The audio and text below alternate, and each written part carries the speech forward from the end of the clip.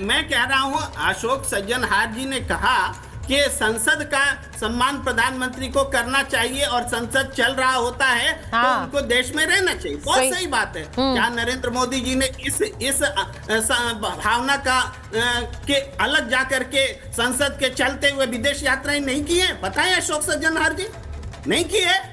लेकिन एससीओ में जाने में वो कह रहे हैं चल रहा था। भाई एम्बेसडर बोलना चाह रहे हैं, एम्बेसडर जवाब देंगे। हाँ एम्बेसडर। अरे देखिए, अरे प्रेम कुमार जी, जो पिछले साल इलेक्शन हुआ, इलेक्शन के बाद नई सरकार बनकर आई, नई सरकार का वो पहला पार्लियामेंट सत्र था। नॉर्मल पार्लियामेंट चलता रहे, कोई बात नहीं है। प्रधानमंत्री जरूर जाएंगे, जाते रहे हैं, ये भी बाहर जाकर उनको देश के ही हितों को आगे ले जाना ये भी बड़ा गजब है। पर वो इलेक्शन के बाद पहला सत्र था, उसमें वो उनका आना बिल्कुल जरूरी था। जॉइंट सेशन में आपकी राष्ट्रपति वहां पर जॉइंट सेशन में अपना वो एड्रेस देंगी, उसके समय वो थोड़ी बाहर जा सकते हैं। अब मैं ये चीज सवाल लेकर जरा शाहजी जी के पास जा रही। शाहजी जी, ये बड़ा गजब है कि यहाँ इस बात से दिक्कत नहीं। विवेक जी आइए, आप भी आइए, आप क्यों पीछे रह जाएंगे? आपकी तो बात सुनने में मजा आता है। आइए विवेक जी और शाहजी जी को स्क्रीन पर रखिए। भाई मैं ये शाहजी जी आपसे पूछ रही हूँ, इस बात में दिलचस्पी नहीं है कि राजनाथ सिंह ने वहां पर हस्ताक्षर नहीं किए, भारत का बड़ा क्लियर स्टैंड वहां पर पेश किया, इस बात में दिलचस्पी है कि प्रधानमंत्री क्यों नहीं गए? वो बच रहे हैं, वो नहीं जा रहे हैं, बताइए। अब देखिए, गजब की बात तो यह है कि प्रधानमंत्री जाएं तो मुसीबत है, ना जाएं तो मुसीबत है। अब ये नहीं इनको फिक्र है जरा सी भी कि क्या बड़ा स्टैंड लिया है। चाहते नहीं प्रधानमंत्री जाएं, हाथ जोड़ लिए होता है वो हो नहीं पाया, प्रधानमंत्री ना जाए, विफल हो गया पूरा की पूरा एजेंडा। लेकिन ये देख नहीं सकते बेचारे, इतने परेशान हैं। और सुनिए, ये है कि वो क्यों नहीं थे। अब ये है कि मैं बहुत परेशान हूँ, प्रधानमंत्री को कहीं ना भेजें प्लीज। उनको भारत से मतलब नहीं है, ना ही देश के लिए। अरे आप क्यों प्रधानमंत्री जी के क्यों ऑब्सेशन, या आपका ऑब्सेशन क्यों है? दुरुस्त कीजिए अपनी सोच को, इतना ऑब्सेशन नहीं जरूरी है। और फॉरेन पॉलिसी की जहाँ बात है ना, प्रेम तो कुमार किसी भी पार्टी प्रेम कुमार जी, आप भी अपील करिए कि प्रधानमंत्री देश के अंदर ही रहें। लेकिन जहाँ तक बात है, Vivek ji this is not funny. Vivek ji this is not funny. मैं आपको बताती हूँ, मैंने अभी एक बयान बोलते हैं, अच्छा मैंने एक बयान चलाया। विवेक जी सुनिए, कर्नल सिंह, मैंने अभी एक बयान चलाया। पाकिस्तान में पत्रकारों के बीच एक डिस्कशन हो रहा है कि नरेंद्र मोदी कभी भी ऑपरेशन सिंदूर पार्ट 2 कर सकते हैं। वहां पर यह डिस्कशन हो रहा है क्योंकि वहां पर इस बात का डर है। वहां जो तस्वीरें आती हैं वो मैं आपको दिखाई रही हूं, जरा वो तस्वीरें चलाइए जिसमें वहां के इंफॉर्मेशन मिनिस्टर मिल रहे हैं आतंकियों से। वहां मंत्री और आतंकी में फर्क ही नहीं है और उनको इस बात का डर है कि यहां कभी भी ऑपरेशन सिंदूर पार्ट 2 हो सकता है क्योंकि नरेंद्र मोदी ने आतंकवाद को लेकर एक बहुत कड़ा स्टैंड अपनाया है और यहां ये कह रहे हैं प्रधानमंत्री को कहीं मत भेजिए। मीडिया चाहे पाकिस्तान का हो या इंडिया का हो, सबसे अच्छी बात यह है कि मीडिया का काम है एक अच्छा आकलन जरूर करें। अगर आज पाकिस्तान में ये आकलन किया जा रहा है, उसके दो ही मतलब निकल सकते हैं कि पाकिस्तान बाज नहीं आएगा टेररिज्म से और इसलिए ऑपरेशन सिंदूर चलता रहेगा।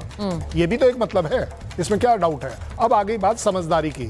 समझदार आदमी वो होता है जो गलतियों से सीखे, जो गलतियों से सीखे। ये श्रीमान जी जो बोल रहे हैं ये गलतियों से नहीं सीख पाएंगे क्योंकि इनका एजेंडा पार्टी वाइज है, मेरा एजेंडा कंट्री वाइज है। मैं सिर्फ पाकिस्तान एज अ कंट्री की बात कर रहा हूं। पाकिस्तान इस तरह की हरकत करेगा, इसीलिए हमें मालूम है कि यस, हमारा ऑपरेशन सिंदूर चलता रहेगा और हर उस टेररिस्ट एक्टिविटी का जो आज के बाद होती है उसमें हम डिसीजन मेकर होंगे कि हम असेस करेंगे कि ये पाकिस्तान से एमिनेट हुआ है या नहीं, और अगर हुआ है तो उसकी सूटेबल पनिशमेंट जरूर दी जाएगी। पाकिस्तान को भी अच्छे से पता है, उसकी मीडिया को भी पता है, उसकी पब्लिक को भी पता है, आपने एक बात कही है और सिर्फ पाकिस्तान आर्मी और सरकार को नहीं पता है। विवेक जी, आपने अभी थोड़ी देर पहले एक बात कही, आपने कहा कि हम कॉलोनी ऑफ अमेरिका बन गए हैं। मुझे इस बात पर बहुत आपत्ति है, मैं फिर से कहूंगी, मुझे इस बात पर आपत्ति है। भारत अब किसी की कॉलोनी नहीं बनाएगा और भारत तो इस सोच में विश्वास ही नहीं रखता है, ना किसी की बनेगा ना किसी को बनाएगा। ये बड़ा क्लियर है। इजराइल की एक नीति पे क्रिटिसिज्म करने की हिम्मत नहीं है आज हमारे मुल्क में। हमारे अंदर जो हिम्मत है वो सबने देख ली है, सिर्फ आपको नजर नहीं आती। विवेक जी, सिर्फ आपको नजर नहीं आती है, पूरी दुनिया को नजर आती है भारत का स्टैंड क्या है, भारत की हिम्मत क्या है।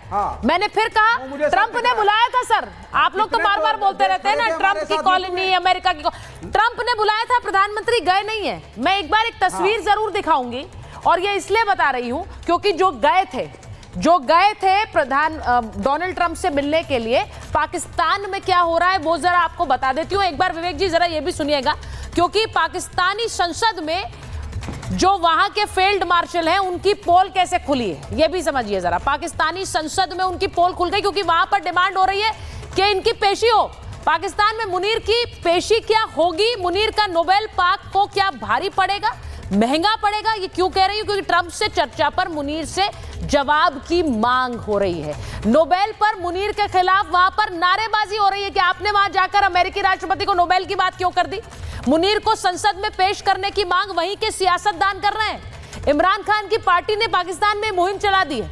वो कह रहे हैं ट्रंप से मुलाकात को लेकर आपने कोई जानकारी यहां संसद को क्यों नहीं दी है। मुनीर ने ट्रंप के लिए नोबेल पुरस्कार की मांग की थी, यह सब आपने देखा था।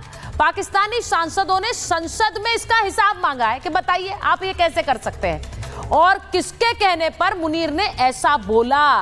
पीएम शहबाज के कहने पर क्या यह सिफारिश की गई थी। ट्रंप के लिए नोबेल की मांग क्यों की गई।